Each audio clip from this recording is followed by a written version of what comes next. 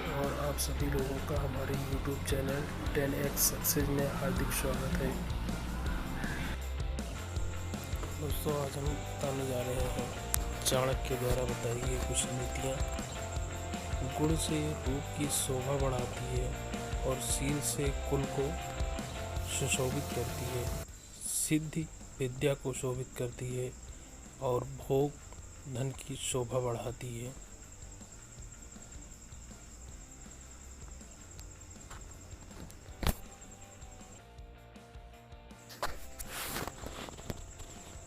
गुणहीन व्यक्ति की सुंदरता व्यर्थ, दुष्ट स्वभाव वाले व्यक्ति का कुल अपमानित होता है।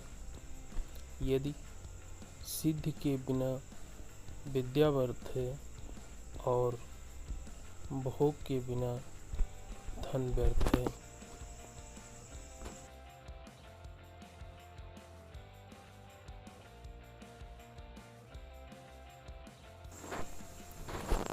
शांति के बराबर दूसरा तप नहीं है।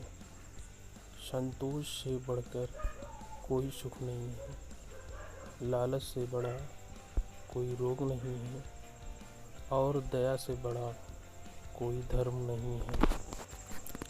बुढ़ापे में स्त्री का मर जाना, बंधु के हाथों में धन का जाना और दूसरे के भरोसे भोजन का प्राप्त होना, ये तीनों ही स्थितियां पुरुषों के लिए दुखदायी हैं।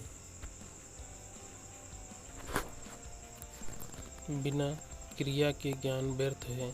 ज्ञानहीन मनुष्य मृतक के समान है। सेनापति के बिना सेना नष्ट हो जाती है और पति के बिना स्त्रियां नष्ट हो जाती हैं।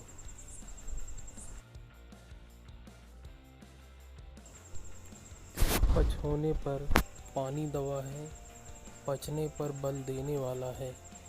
भोजन के समय थोड़ा थोड़ा जल अमृत के समान है और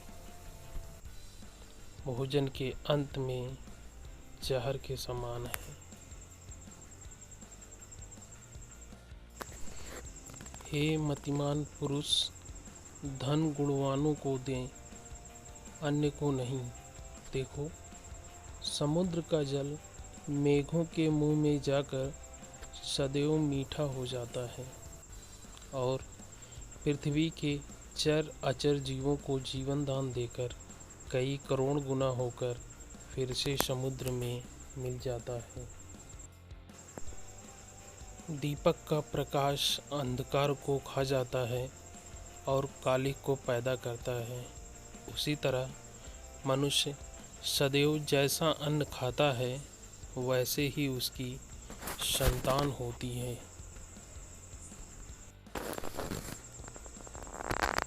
विद्याहीन मनुष्य का जीवन उस कुत्ते की पूंछ की तरह है जो ना तो उसके गुप्त इंद्रियों को ढक सकता है और ना ही मच्छरों को उड़ा पाता है।